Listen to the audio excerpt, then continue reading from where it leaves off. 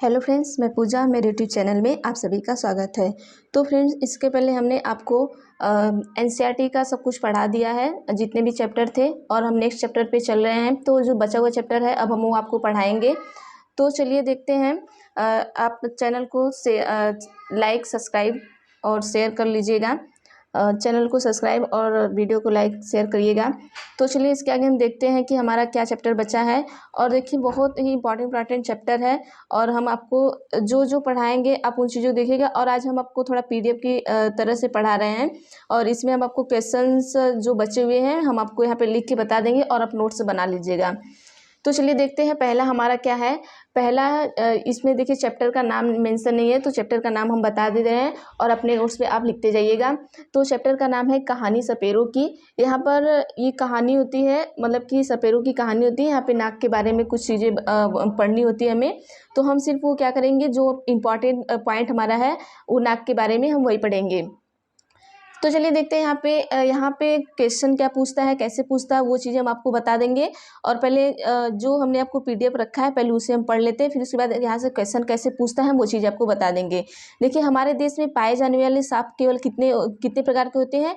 4 तरह के क्या होते हैं? सांप ही जहरीले होते हैं। हमारे देश में जो सांप पाए जाते हैं वो केवल 4 तरीके के ऐसे सांप होते हैं जो क्या होते हैं? जहरीले होते हैं। कैसे होते हैं? जहरीले होते हैं। तो चलिए देखते हैं इसमें क्या है। थोड़ा इसको हम बड़ा कर दें, शायद दिख नहीं रहा होगा। चलिए अब शायद दिख रहा होगा। चलिए देखते हैं।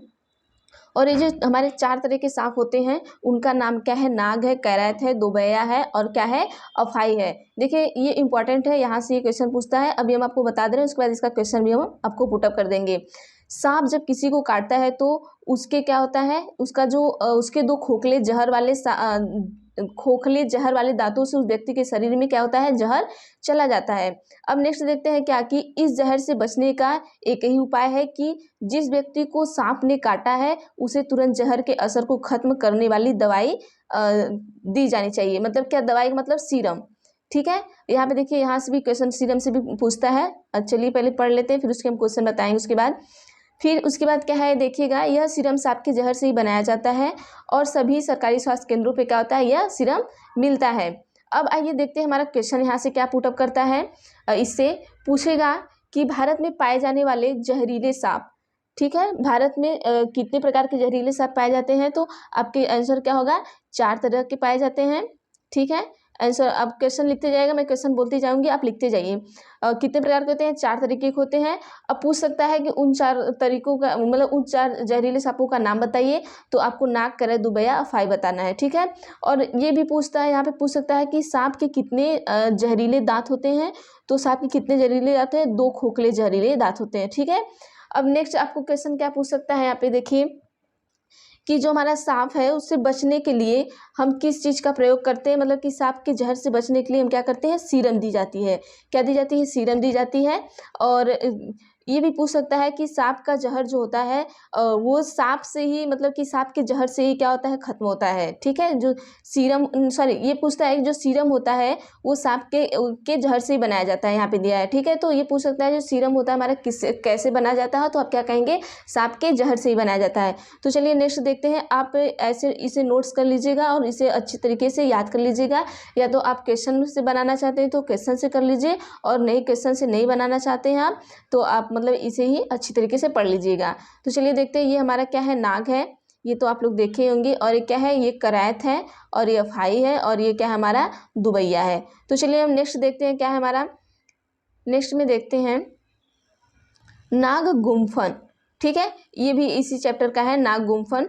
तो ऐसे डिजाइन रंगोली, कढ़ाई और दीवारों को सजाने के लिए सौराष्ट्र, गुजरात और दक्षिण भारत में प्रयोग किए जाते हैं। जब आप इस चैप्टर को पढ़े नहीं रहेंगे और सबसे पहले जब ये नाग गुम्फन का नाम सुनेंगे तो आपको लगेगा कि ये कोई, मतलब कि नाग है, जो ये फन वाला नाग है। तो आपको ये फन वाला नाग याद आएगा, ये वाला, ये जो बनाते हैं सब, ये वाला नाग याद आएगा आपको। लेकिन तो ऐसा नहीं है। यहाँ पे देखते हैं ये नाग गुम्फन क्या है कि एक तरीके की क्या होती है, यह एक क्या होती है? डिजाइन रंगोली होती है। और कढ़ाई और दीवारों को सजाने के लिए क्या किया जाता है, ऐसे डिजाइन और रंगोली, मतलब नाग गुम्फन क्या है, एक डिजाइन है और रंगोली है, उससे क्या करते हैं हम, कढ़ाई और दीवारों को सजाने के लिए करते हैं।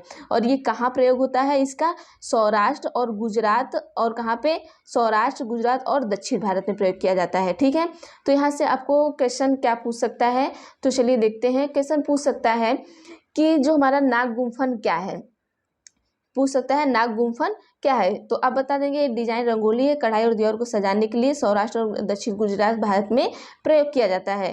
ठीक है, तो चलिए नेक्स्ट देखते हैं हमारा क्या है। नेक्स्ट आपका आएगा, हाँ चलिए ये नेक्स्ट हमारा दूसरे चैप्टर का है। तो इस चैप्टर में देखिए कुछ क्वेश्चन जो बचे हैं वो हम आपको क्या करेंगे, पढ़ाएंगे।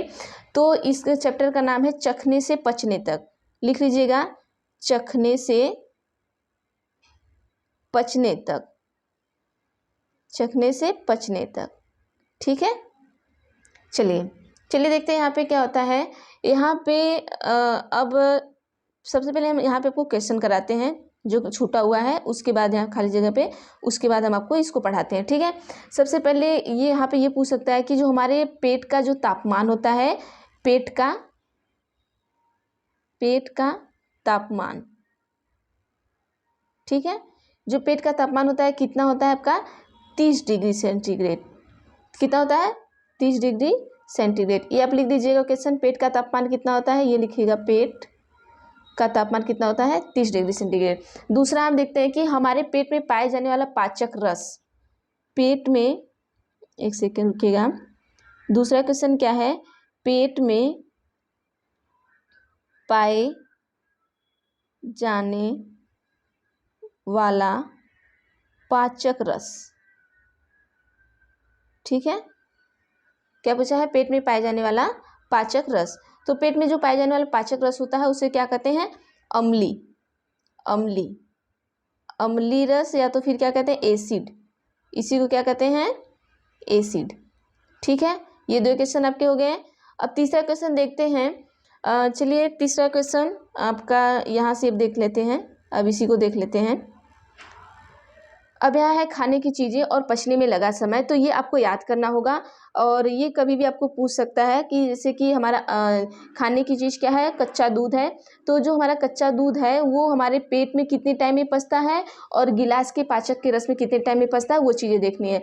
तो कच्चा दूध 2 घंटे 15 मिनट में हमारे पेट में पच जाता है, और जो गिलास के पाचक रस में है वो 4 घंटे 45 मिनट में, उबला हुआ दूध 2 घंटे में, और यहाँ पे 4 घंटे 15 मिनट, पूरी तरह उबला अंडा 3 घंटे 30 मिनट, और यहाँ पे 8 घंटे, कम उबला अंडा 3 घंटे, और यहाँ पे 6 घंटे 30 मिनट, कच्चा अंडा फेंटा हुआ 2 घंटे, यहाँ पे 4 घंटे 15 मिनट, और कच्चा अंडा 1 घंटे, और यहाँ पे कितना है, 4 घंटे। ठीक है, तो ये हो गया हमारा पचने से खाने तक का ये जो भी सफ़र था। अब यहाँ पे आप देख लीजिए, ये आपको याद करने पड़ेंगे और यहाँ से कोई भी क्वेश्चन पूछ सकता है, या तो आपको यहाँ पे मिलान वाला क्वेश्चन सबसे ज़्यादा देगा इसमें से, तो ये आप याद कर लीजिएगा इसको। तो चलिए नेक्स्ट देखते हैं क्या है हमारा। नेक्स्ट चैप्टर हमारा है काला हंडी। ठीक है, अब ये यहाँ पे देख लीजिए, पहले इसको हम फटाफट से पढ़ लेते हैं, फिर काला हंडी से आपको क्वेश्चन कैसा पूछता है हम बताते हैं। एक तरफ तो काला हंडी में सबसे अधिक चावल पैदा किया जाता है और दूसरे राज्य में क्या होता है, बेचा जाता है। दूसरी तरफ काला हंडी के कई गरीब मजदूरों की हालत कैसी है, गोमती जैसी है। ठीक है, यहाँ देखते हैं, हालत गोमती जैसी है। कई बार तो यह धान गोदामों में पड़ा पड़ा सड़ भी जाता है, और फिर ऐसी जगह पे लोग भूखमरी का शिकार क्यों हो रहे हैं। ठीक है, अब ये काला हंडी के बारे में बताता है। यहाँ पे क्या होता है कि यहाँ पे देखिए चावल की खेती सबसे अधिक होती है। ठीक है, काला हंडी में चावल की खेती क्या होती है, सबसे अधिक होती है। तो पूछ सकता है आपको क्वेश्चन कि सबसे अधिक चावल की खेती भारत में कहाँ होती है, तो काला हंडी में। कहाँ होती है ये काला हंडी, कहाँ पे, उड़ीसा में है। ये लिख लीजिएगा, ये कहाँ पे, उड़ीसा में है। काला हंडी आपका कहाँ है, उड़ीसा में है। अब यहाँ पे क्वेश्चन आपको पूछ सकता है कि उड़ीसा के काला हंडी जिले में चावल निर्यात होता है, ठीक है, लेकिन तो उत्पादन के बाद भी यहाँ के लोग गरीब क्यों रहते हैं। ये भी पूछ सकता है ऐसे क्वेश्चन, या तो आपको घुमा फिरा के क्वेश्चन पूछता है तो आप ये सारा बस इतना याद कर लीजिएगा कि जो काला हंडी होता है वहाँ सबसे ज़्यादा चावल पैदा होता है, और यहाँ के लोग चावल को, जबकि सोचिए चावल को बेचते हैं फिर भी यहाँ पे भूखमरी जैसी बीमारी आ जाती है। और यहाँ पे एक क्वेश्चन आपका और बचता है, देखिए देखते हैं, आत्रिपुरम गाँव कहाँ है, तो यहाँ पे हम देख लेते हैं। ये आपको शॉर्ट स्क्रीन लेके इसको पढ़ लीजिएगा। आत्रिपुरम, एक केस आपको आता है आत्रिपुरम, ठीक है। आत्रिपुरम गांव आपका कहाँ है, ये है आंध्र प्रदेश, आंध्र प्रदेश, ठीक है, आंध्र प्रदेश में है ये। तो आत्रिपुरम, ये भी पूछ सकते हैं आत्रिपुरम है तो ये क्या है, एक गांव है, ये कहाँ है, आंध्र प्रदेश में है। और एक क्वेश्चन और आप देखिएगा, मखमल कपड़े का प्रयोग कहाँ किया जाता है, मखमल कपड़े का प्रयोग, मखमल कपड़े का प्रयोग, कपड़े का प्रयोग, तो ये कहाँ किया जाता है आपका, जो मखमल कपड़े का प्रयोग होता है किसके लिए किया जाता है, ये आपके कपड़े का प्रयोग क्या किया जाता है, चीज़ों क्या छानने के लिए किया जाता है, ठीक है, छानने के लिए किया जाता है। अब आइए चलिए नेक्स्ट देखते हैं हमारा क्या है, नेक्स्ट क्वेश्चन पे चलते हैं। अब देखिए ये जो हमारा है ये कहाँ से, किस चैप्टर से लिया गया है, खाएं आम 12 महीने, ठीक है, कहाँ से लिया गया है, खाएं आम 12 महीने, चैप्टर का नाम है, लिख लीजिएगा, खाएं आम 12 महीने, ठीक है। अब चलिए देखते हैं यहाँ पे इसमें क्या पूछता है क्वेश्चन और कैसे चीज़ों को क्या किया जाता है। तो चलिए आपको बताते हैं, इसमें थोड़ा ज़्यादा लिख के बताना होगा। शीशियों में अचार रखने से पहले शीशियों को धूप में सुखाया जाता है, ठीक है। अब यहाँ पे क्वेश्चन आपको पूछ सकता है कि कांच के डब्बे या बोतल के अचार भरने से पहले धूप में क्यों सुखाते हैं, ठीक है, क्यों सुखाते हैं, क्योंकि नमी दूर करने के लिए, ताकि अचार क्या हो, खराब ना हो। आपके घर पे अचार तो बनते ही होंगे, तो आप देखते होंगे कि उन्हें क्या होता है, शीशे कांच के डब्बे में भर के क्या होता है, उसे धूप में रखा जाता है। क्यों रखा जाता है, क्योंकि उसमें कि क्या हो, नमी दूर हो जाए, नमी दूर हो जाएगी तो क्या होगा कि अचार खराब नहीं होगा। तो चलिए देखते हैं नेक्स्ट। अब यहाँ पे देखिए, आम को पूरे साल चलाने के लिए उसका अचार, आम पापड़, चटनी। अब यहाँ देखिए एक क्वेश्चन ये भी आपका है कि आम किस चीज़ को हम पूरे साल तक चला सकते हैं, तो वहाँ पे आपको क्वेश्चन दे देगा कि आपका ये ब्रेड हो गया और आपका बिस्किट हो गया, ये सब हो गया, तो वहाँ पे आप क्या कहेंगे कि पूरे साल तक हम अचार को चला सकते हैं। तो चलिए नेक्स्ट देखते हैं क्या है। यहाँ पे कुछ चीज़ें हम आपको लिख के बता देते हैं, जैसे कि सुरक्षित रखने के लिए घरेलू उपाय क्या होगा, जैसे कि आपका हम चीज़ें लिख देते हैं। अब जैसे दूध हो गया आपका, ठीक है, इसमें से क्वेश्चन पूछता है दूध हो गया, तो दूध को हम कितने दिन तक, मतलब उसको एक दो दिन का बातें हम कर रहे हैं, ठीक है, तो दूध को हम 1-2 दिन तक कैसे रख सकते हैं बचा के, तो उसे क्या करेंगे हम उबाल कर, ठीक है, उबाल कर 2 दिन तक इसे क्या रखा जा सकता है, सुरक्षित रखा जा सकता है दूध को। अब नेक्स्ट हम देखते हैं कि पके चावल को कैसे रख सकते हैं हम सुरक्षित, पके चावल को, तो जो हमारा पका चावल होता है, ठीक है, जो पका चावल होता है उसे कैसे सुरक्षित रख सकते हैं, तो उसे कटोरे में रखकर, कटोरे को क्या करेंगे, पानी में रख देंगे, कटोरे में रख के कटोरे को क्या करेंगे, पानी में रख देंगे, ठीक है, इसको लिख लीजिएगा। फिर नेक्स्ट हम देखते हैं हरा धनिया, हरा धनिया के बारे में देखते हैं। हरा धनिया को आप सुरक्षित कैसे रख सकते हैं, तो हरा धनिया को कैसे सुरक्षित रख सकते हैं आप लिखिएगा, इसे गीले कपड़े में क्या करेंगे, लपेट कर उसे हम सुरक्षित रख सकते हैं। और नेक्स्ट देखते हैं प्याज और अदरक, प्याज और अदरक, प्याज अदरक, अब इसे कैसे सुरक्षित रख सकते हैं, अदरक के लिख लीजिएगा, इसे कैसे सुरक्षित रख सकते हैं, सूखे और खुले स्थान पे रख के इसे क्या कर सकते हैं हम सुरक्षित रख सकते हैं। तो चलिए आपका खाए आम 12 महीने, बस यही चीज़ें थी, तो ये आपको तो आसानी से आपको भी पता होगा कि हम चीज़ों को कैसे सुरक्षित रख सकते हैं, क्या कर सकते हैं। तो चलिए नेक्स्ट देखते हैं हम, ये बहुत आसान है, इसमें बहुत ज़्यादा कुछ है नहीं पढ़ना। तो चलिए देखते हैं शिकारी पौधे। अब देखिए ये बहुत ही इम्पॉर्टेंट है शिकारी पौधे, यहाँ से थोड़ा बड़ा कर देते हैं, अब दिख रहा होगा आपको। चलिए पढ़ते हैं इसको। कुछ ऐसे पौधे भी होते हैं जो चूहों, मेढकों, कीड़े मकोड़े और छोटे जीवों का शिकार करते हैं, इनमें निफेंथिस सबसे ज़्यादा मशहूर है। अब क्वेश्चन क्या पुटअप करेगा, यहाँ से देखिए कि ऐसा कौन सा पौधा है जो चूहे, कीड़े मकोड़ों को क्या करता है, कीड़े मकोड़ों का क्या करता है, शिकार करता है, तो कौन हमारा निफेंथिस है। और यह कहाँ पाया जाता है, ऑस्ट्रेलिया। तो पूछ सकता है कि निफेंथिस कहाँ पाया जाता है, ऑस्ट्रेलिया के इंडोनेशिया में।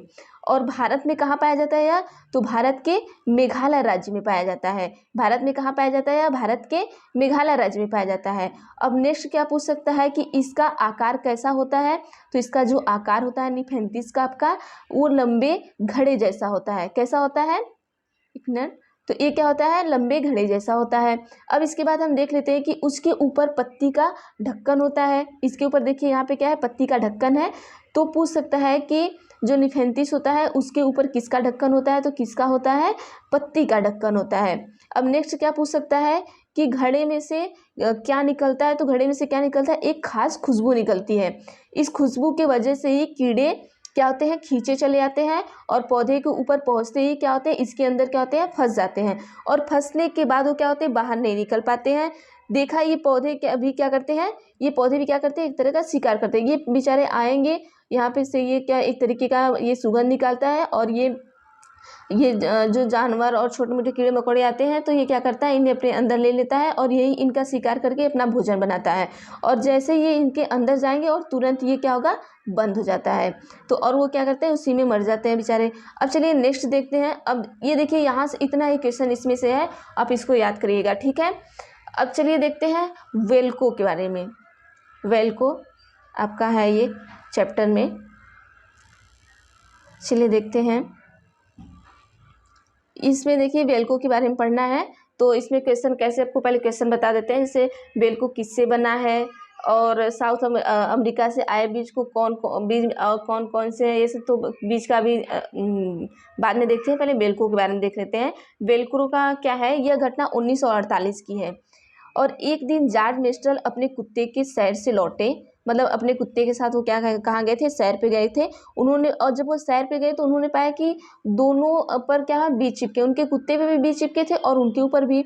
और इनको अपने कपड़ों पे चिपका बीज देख के क्या हो गए? हैरान हो गए। मतलब कि भाई ऐसे कैसे हो सकता है कि कोई बीज ऐसे चिपक के वहाँ से मेरे घर तक आ सकता है। इनको लगा कोई भूत प्रेत तो नहीं है। तो चलिए देखते हैं आगे क्या करते हैं ये। तो फिर उसके बाद ये क्या करते हैं? झट से क्या करते हैं? अपना माइक्रोस्कोप उठाते हैं। अब भाई ये क्या है? अब वैज्ञानिक है तो इनका क्या काम है कि तुरंत माइक्रोस्कोप उठाएंगे और क्या करेंगे? रिसर्च करना स्टार्ट कर देंगे। तो इन्होंने तुरंत क्या किया? माइक्रोस्कोप उठाया और उसके बाद क्या किया? बीज को क्या किया? इन्होंने माइक्रोस्कोप को बारीकी से देखना स्टार्ट कर दिया। अब जैसे उन्होंने बारीकी से देखना किया तो बीज के क्या हुए? छोटे छोटे उन्हें हुक दिखे। बीज के क्या दिखे? छोटे छोटे हुक दिखे। देखिए यहाँ पे क्वेश्चन ये आता है कि जो बीज होता है उसमें क्या पाया जाता है? तो उसमें छोटा छोटा हुक पाया जाता है। ये भी आपको पूछ सकता है। इनके बीज के कपड़े के रेशे पर अटक गए थे। ये हुक से ही क्या हुए थे? ये कपड़े पे अटके हुए थे। यह देख के मिस्टर को क्या हुआ? एक आइडिया आया और उन्होंने क्या किया? वेल्क्रो बनाने का काम स्टार्ट कर दिया। उन्होंने क्या किया? वेल्क्रो बनाने का काम स्टार्ट कर दिया। वेल्क्रो से दोनों सतह क्या होता है? चिपक जाता है, ठीक है। और खुलने पर क्या होता है? चर चर की आवाज़ आती है। खुलने पे क्या होता है? चर चर की कैसी आती है? आवाज़ आती है। अब देखिए यहाँ पे क्या होता है कि तुमने, अब देखिए अब ये आप देखे होंगे कि जैसे कोई सैंडल होती है आप खरीद के लाते हैं या कोई बैग होता है तो उस पर जो लगा होता है आप उससे निकालते हैं तो चर चर की आवाज़ आती है, तो वही हमारा वेल्क्रो होता है। ये इसकी खोज किसने की थी? इसकी खोज कौन थे? जॉर्ज मेस्ट्रल ने किया था। अब यहाँ से क्वेश्चन पूछ सकता है कि वेल्क्रो की खोज किसने की? जॉर्ज मेस्ट्रल ने किया। अब वेल्क्रो क्या है? तो वेल्क्रो एक तरीके का क्या है? मतलब कि हुक है, ठीक है। एक तरीके का छोटा छोटा क्या है? हुक है। तो आप इसको पढ़ लीजिएगा, इसमें से क्वेश्चन आपको बहुत सारे मिल जाते हैं। अब यहाँ से ये भी पूछ सकता है कि इन्होंने मेस्ट्रल ने कब इसकी खोज की थी? तो कब की थी इन्होंने? 1948 में की थी, ठीक है। वेल्क्रो के बारे में आप ये सारे इतना पढ़ लेंगे तो इसमें से क्वेश्चन फंसेगा आपको। तो चलिए हम नेक्स्ट देखते हैं। नेक्स्ट हमारा क्या है? अब आलू मिर्ची चाय जी, चलिए देखते हैं। अब इसमें से क्वेश्चन देखिए। अब ये जो आपका इसमें से कुछ हमें बताना नहीं है। ये जो आपका कविता है ये आप याद कर लीजिएगा। तो वहाँ पे कभी कभी पूछ देता है कि आपके साउथ अमेरिका से कौन कौन से बीज आए हैं, यूरोप से क्या आया है, अफ्रीका से क्या आया है, सोयाबीन कहाँ से आया है, और नहीं तो फिर आपको पूछ सकता है आलू मिर्ची कहाँ से आए हैं, और ये सब चीज़ें आपको पूछ सकता है। तो आप इनको ये कविता याद कर लेंगे तो आपको आसानी से पता चल जाएगा कि क्या चीज़ें कहाँ से आई। तो चलिए एक बार हम आपको पढ़ के बता देते हैं। आलू मिर्ची चाय जी, कौन कहाँ से आए जी, 7 समुंदर पार से, दुनिया के बाजार से, व्यापार से, उपहार से, जंग लड़ाई मार से, ठीक है। और नेक्स्ट देखते हैं क्या है। हर हर रास्ते से आए जी, आलू मिर्ची चाय जी। मतलब ये क्या करते हैं, हर रास्ते से आए हैं। यहाँ पे ऊपर देखिएगा, आप जब ये पढ़ेंगे तो आपको खुद ही समझ में आएगा कौन कहाँ से आया है। दक्षिण अमेरिकी मिर्ची रानी, मसालों की है पटरानी, मूंगफली आलू अमरूद धूम मचाते करते उछल कूद। देखते हैं नेक्स्ट। साथ टमाटर आए जी, आलू मिर्ची चाय जी, भिंडी है अफ्रीका की भूरी भूरी कॉफ़ी भी, नक्शे में यूरोप किधर वहीं से आए गोभी मटर। अब देखिए, नक्शे में यूरोप किधर वहीं से आए गोभी मटर। आपके गोभी मटर कहाँ से आए हैं, यूरोप से आए हैं, ठीक है। चाय असम की बाई जी, आलू मिर्ची चाय जी। और जो चाय है वो क्या है, असम की, असम से आई हुई है। हमारी चाय कहाँ से आई है, असम से आई है, चाय असम से आई है। चली चीन से सोयाबीन, पहुंची अमेरिका बजाती बीन। मतलब ये सोयाबीन कहाँ से आई है, चीन से आई है। घूम घाम लौटी अपने देश, उसमें है गुड़ कई विशेष, ठीक है। अब यहाँ पे सोयाबीन के बारे में तो आप जानते ही होंगे, इसमें सबसे ज़्यादा क्या पाया जाता है, प्रोटीन पाया जाता है। अब चलिए देखते हैं नेक्स्ट क्या है। रूप जमाकर आई जी, आलू मिर्ची चाय जी, बैगन मूली सेम करेला आम संतरा बेर और केला, पालक परवल टिंडा मेथी है ये भाई बहन ये सब, ठीक है। अब यहाँ पे देखते हैं, ये सब देशी, भारत की पैदाइश जी, कौन कहाँ से आए जी, आलू मिर्ची चाय जी। यहाँ से देखिए, आप पूरा देखेंगे तो इसमें से आप क्वेश्चन ढूंढ लीजिएगा, 2-4 ही क्वेश्चन मिलेंगे। जैसे यूरोप से कौन आया है, यूरोप से आपका बंद गोभी और मटर आया है। और पूछेगा अफ्रीका से कौन आया, तो भिंडी और कॉफ़ी आया है। और सोयाबीन कहाँ से आई है, तो चीन से आई है। और आप देखेंगे ये, हाँ बस यहाँ पे इतना ही हो गया। और चाय कहाँ से आई है, कहाँ से आपकी, असम से आई है। तो चलिए हम नेक्स्ट देखते हैं। नेक्स्ट हमारा क्या है, नेक्स्ट क्या चैप्टर है। ये चैप्टर का नाम था बीज बीज बीज, मतलब 3 बार बीज बीज बीज है, तो आप इसका चैप्टर का नाम लिख लीजिएगा। अब आइए हम देखते हैं अलबिरूनी की नज़र से, ठीक है, अलबिरूनी की नज़र से। अब देखिए, एक अलबिरूनी जी होते हैं। अब अलबिरूनी के बारे में भी इससे क्वेश्चन बहुत सारे पूछे जाते हैं। तो हम देखते हैं अलबिरूनी कौन थे, और ये मतलब कि इन्होंने भारत में क्या किया, क्या लिखा, और भारत की क्या प्रशंसा की या हिंसा की, ये सब चीज़ें देखते हैं। इनकी किताब क्या है, इनकी किताब में क्या छपा हुआ है, ये सब चीज़ें हम देख लेते हैं। तो हम ऐसे फटाफट से अलबरूनी के बारे में पढ़ लेंगे तो हमें पता चल जाएगा कि क्या क्या है, ठीक है। चलिए देखते हैं इनके बारे में हम। तो यहाँ पे क्या है कि 1000 से भी ज़्यादा साल पहले एक यात्री भारत आए, इनका नाम था अलबिरूनी, ठीक है। अब पूछ सकता है कि अलबिरूनी कितने साल पहले आए, तो क्या 1000 साल से पहले आए थे। जिस देश से आए थे उसे आजकल उज्बेकिस्तान कहते हैं। मतलब अब पूछ सकता है अलबिरूनी कहाँ से आए थे, तो कहाँ से आए थे, उज्बेकिस्तान से आए थे। अलबिरूनी ने बहुत ही बारीकी से चीज़ों और जगहों को देखा। मतलब वो कहाँ आए थे, हमारे भारत में आए थे, और वो हमारे भारत की चीज़ों को, सारी चीज़ों को क्या किए, देखे और उनके बारे में कुछ लिखा है। खास तौर पर उन्होंने अपने देश से अलग लगी, मतलब यहाँ भारत उनको क्या लगा, अपने देश से अलग लगा। और अब देखते हैं कि अब अलबिरूनी क्या करते हैं, वो तालाब के बारे में लिखते हैं। और क्या लिखते हैं तालाब के बारे में, तो हमें देखते हैं। उन्होंने लिखा है कि यहाँ के लोग तालाब बनाने में तो माहिर हैं। मतलब उन्होंने भारत के बारे में बताया है, अगर हमारे देश के लोग इन्हें देखेंगे तो हैरान ही रह जाएंगे। मतलब ये भारत की क्या कर रहे हैं, प्रशंसा कर रहे हैं। तो वो पूछता है कि अलबिरूनी ने भारत की प्रशंसा की या निंदा की, तो आप बताएंगे वहाँ पे प्रशंसा किया इन्होंने। बहुत बड़े बड़े भारी पत्थरों को लोहे के कुंडों और सरियों से जोड़कर तालाब के चारों तरफ चबूतरे बनाए जाते हैं। मतलब ये बताते हैं यहाँ पे कि तालाब के चारों तरफ चबूतरे कैसे बनाए जाते हैं। और इन चबूतरों के बीच में ऊपर से नीचे जाती हुई सीढ़ियों की लंबी कतारें होती हैं, और लोगों के उतरने चढ़ने के रास्ते अलग अलग होते हैं। यहाँ कभी भीड़ लगने की परेशानी नहीं होती है। अब देखिए, ये तो इन्होंने बता दिया, लेकिन ये आपको याद करना है कि अलबिरूनी ने क्या क्या मतलब कि यहाँ पे हमारी प्रशंसा की है, किस किस चीज़ों के लिए इन्होंने प्रशंसा की है, तो वो चीज़ आपको याद रखनी होगी। और ये अगर आप इतना पढ़ लिए, तो यही चीज़ अगर याद है आपको, या पढ़ लिए, तो आप एक बार देखेंगे वहाँ पे क्वेश्चन में, तो आपको समझ में आ जाएगा कि इन्होंने क्या क्या कहा है तालाब के बारे में। चलिए देखते हैं। अब यहाँ पे एक क्वेश्चन यहाँ से भी होता है, चलिए देख लीजिएगा, एक मिनट। ये देखिए, यह डाक टिकट 1973 में छपी थी, जब इनके जन्म के 1000 साल पूरे हुए थे, ठीक है।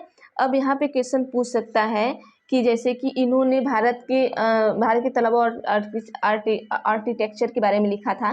तो इन्होंने क्या किया, भारत की प्रशंसा की। और इनकी एक किताब थी, तो एक किताब जो इनकी थी, तो किताब में क्या था कि डाक टिकट 1973 में छपी थी, जो इनके जन्म के 1000 साल पूरे हुए थे तब क्या हुआ था, ये छपी हुई थी। ठीक है, तो चलिए नेक्स्ट देखते हैं। नेक्स्ट हमारा क्या है, अब आते हैं जोधपुर के बारे में देखते हैं हम।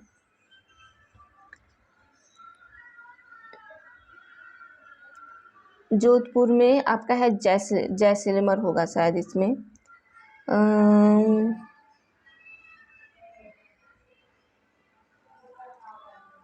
चलिए हम देखते हैं यहाँ पे जोधपुर के बारे में देखते हैं।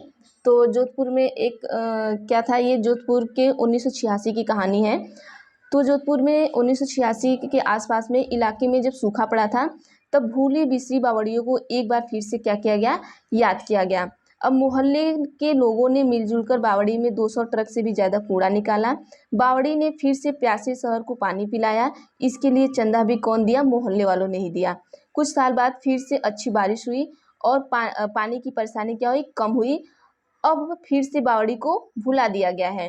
ठीक है, यहाँ पे देखिए एक क्वेश्चन आपको आता है कि घड़ीसर। पहले हम घड़ीसर को देख लेते हैं, फिर हम आपको बताते हैं कि इसमें क्या है। तो यहाँ पे एक लिखिएगा घड़ीसर, आप लिखते जाइएगा, मैं बोल रही हूँ, सॉरी, लिखिएगा। अब घड़ीसर के बारे में हम बता रहे हैं, आप लिख लीजिए घड़ीसर। क्वेश्चन पूछ सकता है कि घड़ीसर क्या है। ठीक है, यहाँ पे एक क्वेश्चन पुटअप करता है घड़ीसर से। तो घड़ीसर यह क्या है, 9 तालाबों का क्या था, एक समूह था। घड़ीसर क्या था, 9 तालाबों का क्या था, 9 तालाबों का समूह था। ठीक है, आप लिख लीजिएगा, हम बोल रहे हैं सही से हो नहीं पा रहा है इस पर थोड़ा। क्या था, घड़ीसर 9 तालाबों का समूह था, जिसे जैसलमेर के राजा घड़सी ने बनवाया था। कौन बनाया था, जैसलमेर के राजा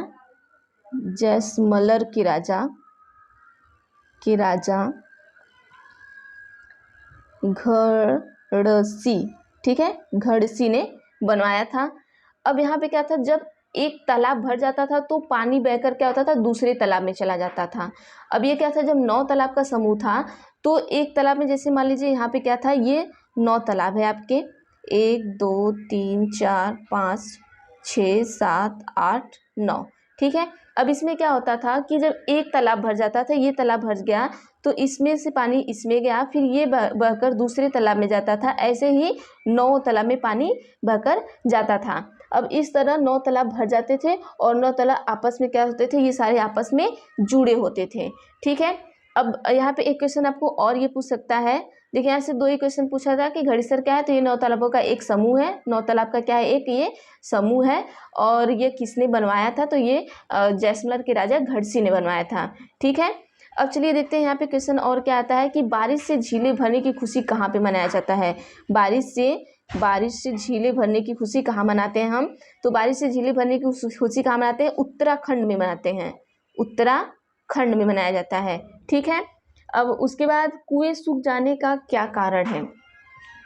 अगर कभी आपके यहाँ कुएं सूख जाते हैं तो उसके सूखने का कारण क्या है, तो आप जान लीजिएगा कि क्या कारण है। कि मोटर से पानी निकालना, मतलब यह कुआं है तो आप क्या करते हैं, इससे मोटर से पानी खींच के निकाले और खेतों में डाल रहे हैं, या तो फिर आप क्या कर रहे हैं, जमीन को क्या कर रहे हैं, सीमेंट या पक्का कर दे रहे हैं, आसपास की जमीन को सीमेंट या पक्का करवा दे रहे हैं, तो ये भी कारण है कि कुआं सूख जाता है। और एक कारण और है कि झीलों का समाप्त होना। अगर झील क्या होंगे, समाप्त होंगे, सूख जाएंगे, तो हमारे कुएं भी क्या होंगे, सूख जाएंगे। ठीक है, तो इतना क्वेश्चन यहाँ से है। और इसके बाद हम देखते हैं आपको क्या पढ़ाना है। इसके बाद हम नेक्स्ट चैप्टर लेके आएंगे। तो चलिए इतना आपको शायद समझ में आ गया होगा। तो चलिए एक हमने यहाँ पे लिखा है, कामयाब होने के लिए अकेले ही आगे बढ़ना पड़ता है। लोग पीछे तब आते हैं जब आप कामयाब होने लगते हैं। तो आप कभी हार मत मानिएगा और सीटेट को पढ़ते रहिएगा।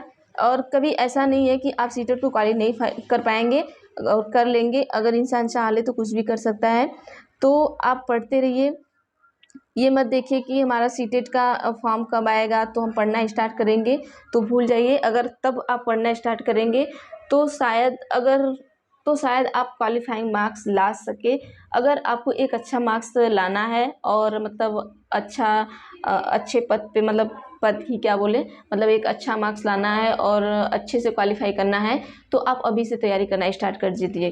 क्योंकि अभी से स्टार्ट नहीं करेंगे तो शायद आप लोग का मतलब टाइमिंग बहुत कम है अभी, तो बहुत ज़्यादा टाइम चाहिए रहता है।